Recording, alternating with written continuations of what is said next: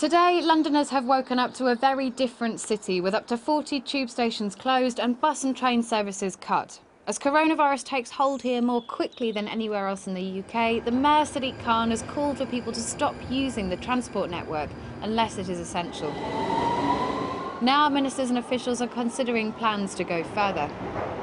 They could restrict use of public transport for everyone except key workers and close most shops here to curb the spread of the virus.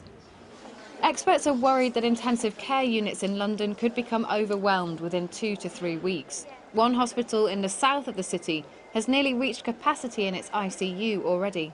Because London is ahead of the rest of the country by a couple of weeks or so, then I think there is an argument for putting measures in place in London more rapidly than elsewhere, but